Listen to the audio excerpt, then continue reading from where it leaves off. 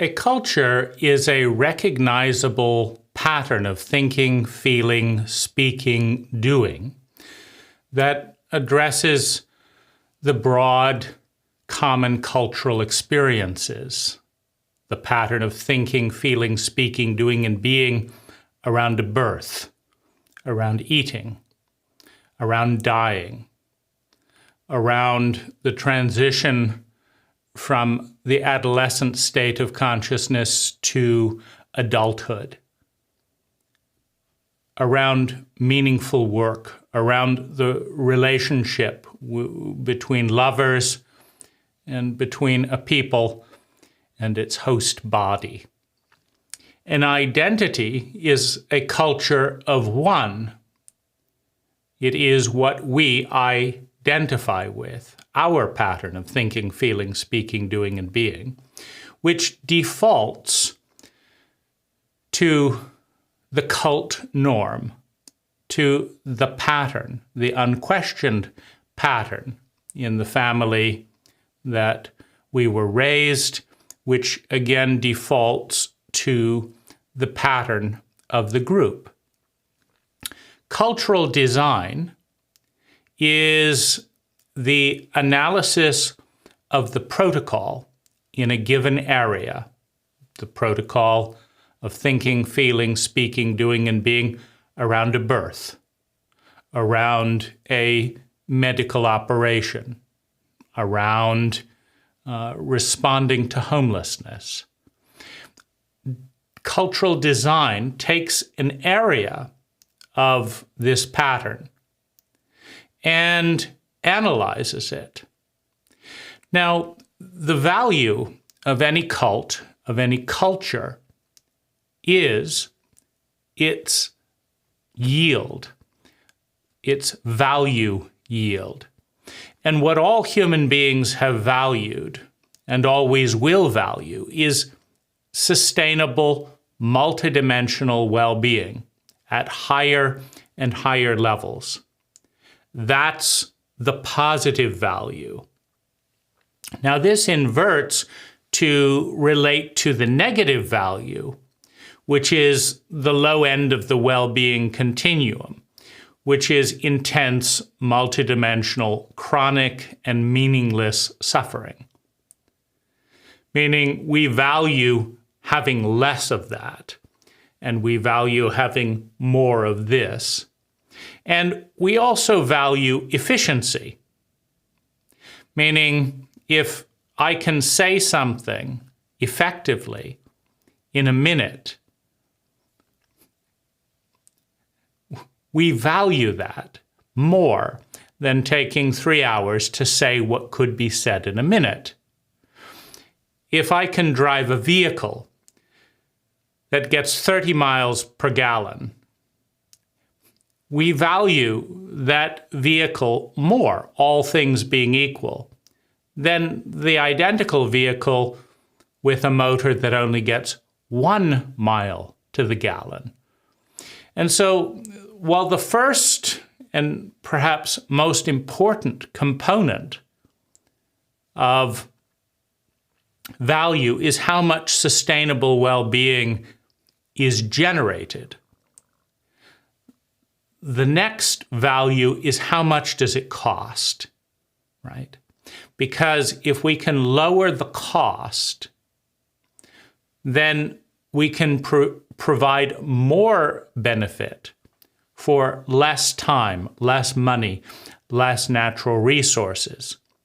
And this is why intelligence is ultimately the measure of efficiency, the efficiency with which a given individual, a given identity, and a given group identity transforms energy into sustainable well-being. Now, to redesign something, the intention is higher yields of sustainable well-being at a lower cost of energy. That's the intention. And a successful design achieves significantly higher sustainable well-being per unit of energy invested. Generally speaking, in incompetent cultures where time is at a premium, meaning in incompetent cultures, we don't know how to get done all the things that we want to get done in a given week and in a given day. And as a result, there's a variety of things that don't get done, meaning we lack the skill to accomplish what we want to accomplish within a given period of time, within the territory of our skill set, of the technology available to us. In that context, there is a competition for time, and change, however beneficial, requires time to understand it, to evaluate it, and to adopt it. This is why highly successful designs look for 1,000% improvement over the status quo, right? Because if you're talking about the kind of intelligence, the kind of design that requires us to think, to evaluate the identity that I associate with, that we define ourselves with, that we identify with. If we're asking a person to redefine themselves, who they think they are, in order to access the increased sustainable well-being, there will be a strong resistance. There will be a need to understand that fully, because the code that defines 90% of our human interactions with the world is a very important code, and we don't change it lightly. The effort to analyze, move through the fears and resistance of change that it's going to take is best justified by a design that is substantially better. And so what we're looking at in this project of cultural design are ways of thinking, feeling, speaking, doing, and being that offer 1,000% more well-being per unit of energy. Because at that return on investment, it makes sense to prioritize learning, understanding, and growing in a way necessary to adopt the new identity, to identify with the new behavior of thinking, feeling, speaking, doing, and being. Now, it's very important to understand that traumatized cultures such as our own have as their bottom line the terror and resistance to ever being out of control again, ever being helpless again. Every traumatized individual was once a small infant in a cult that was poorly designed for its well-being. And in that context, statistically speaking, experienced timeless moments of terror, helplessness, overwhelm, loneliness, and violation by the giants that were too busy managing the outer world to attend to that infant in a dependent state. And one of the strong pulls towards independence and building the wall between us and other people, between us and the world, is the goal, is the commitment to never feel that helpless, that small again. And one of the easiest ways to create the illusion of control is to stay in a very small and familiar identity, in a very small and repetitive pattern of thinking, feeling, speaking, doing, and being, that is so small that we fully understand it, that we can predict with a fair degree of certainty what the outcome of each of our habits will be. And yet, as soon as we leave that little box and touch the 99.9% of possible and probable patterns of thinking, feeling, speaking, doing, and being that we are unfamiliar with, that we cannot fully predict what will happen if we do this and this, we start facing that fear, the fear of re-traumatization, the fear of being out of control. And so it takes the confronting of that fear, which takes energy and skill and time. It takes a certain amount of practice to realize that even though I'm out here doing something different, I'm not dying. There are some things going wrong, but my entire world is not coming to an end. And then it takes time to become really comfortable and good at the new technology of thinking, feeling, speaking, doing, and being, so that we're actually seeing the full potential of well-being that is yielded by the shift. And so what this project aims to do is to explore the mechanism, the thought process, the science to the extent that it exists. And it is very ironic that if you consider 90% of all human behavior today and historically, 90% of it was culturally predisposed. Meaning 90% of what anyone has ever done on the planet has been to copy the default mode of their cult and its pattern of thinking, feeling, speaking, doing, and being, regardless of the science, and to a large extent, regardless of the statistical outcome. We do it because we do it, and that's why we do it, and we did it for some reason we've long forgotten, but it was good enough for them, and that's who we are. And so we do it because that's who we are. It's a circular loop. 90% of all human behavior is dictated by the default mode of identity. Now, this exists in the default mode network of the brain. The default cult is embodied in the laws, in the traditions, in the taboos, and in the status quo. If you can go into a group of people and recognize that they are a group and start to predict what they will do based on what they have done, you're in a cult.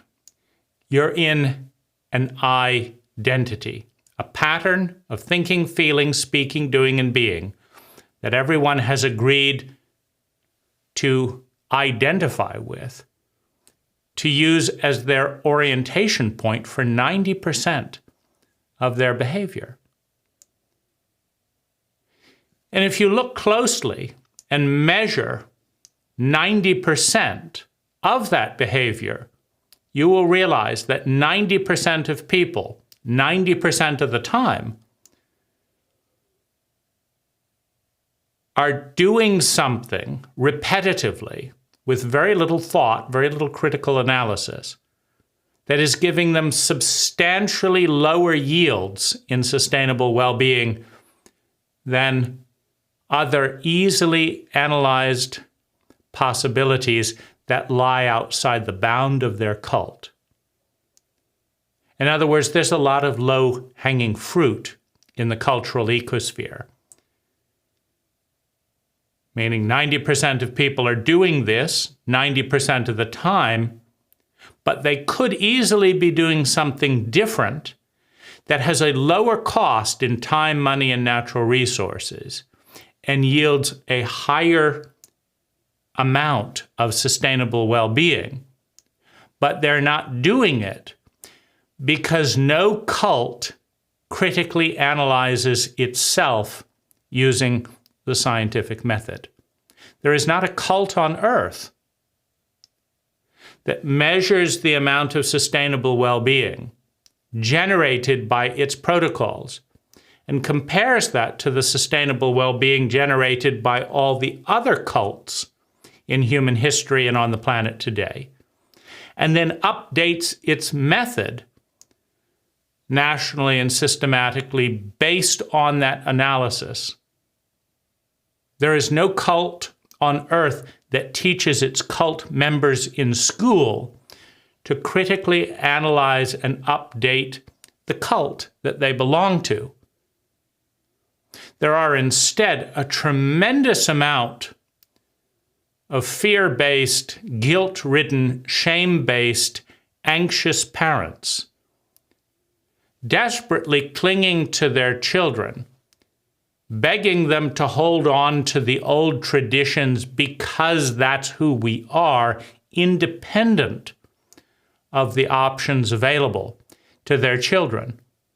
And in that blind doggedness, without any critical analysis, the child often discards much or the entirety of their cult with the same lack of critical analysis.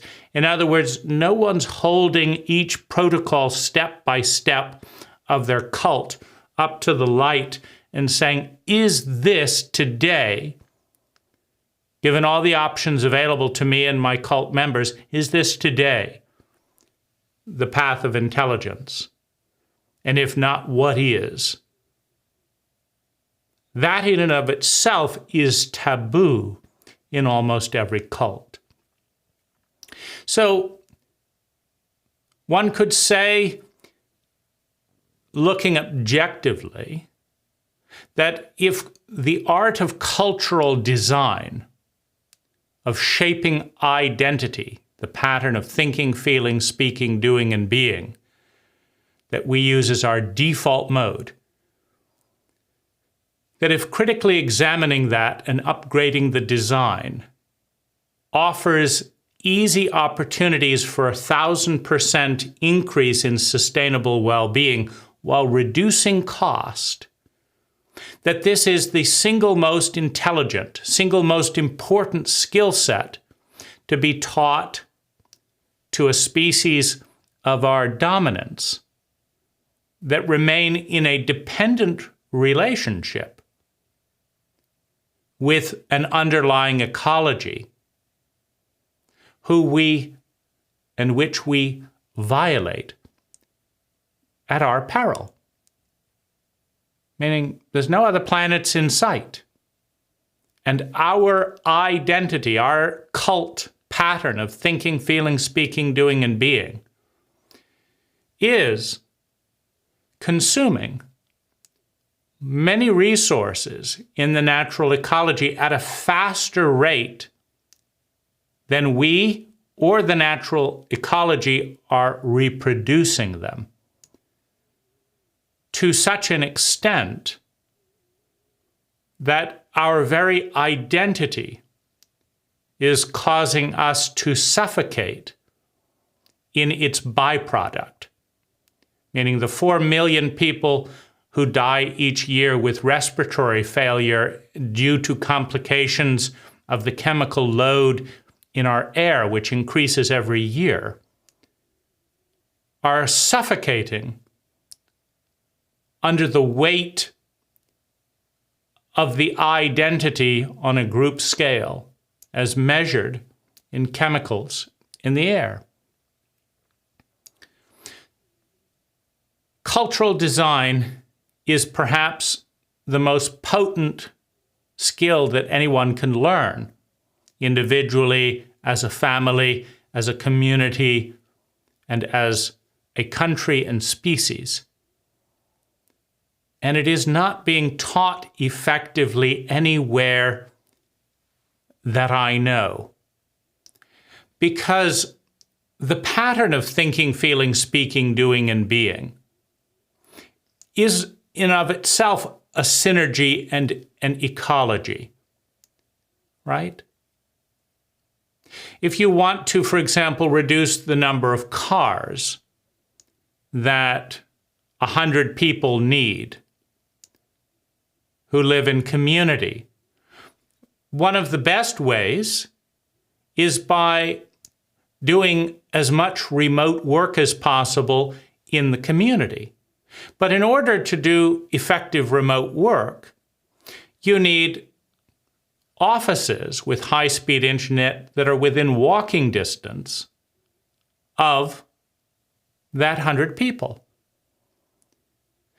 You also need the kind of community where one doesn't have to leave the community in a car in order to enjoy daily life. If you design that piece, then you can design this piece. In other words, design is an ecological whole. It is a synergy. And you cannot design what's going on over here without tying in with what's going on over here.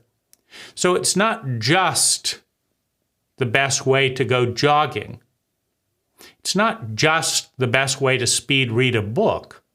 It's not just the best diet for one individual in a specific house.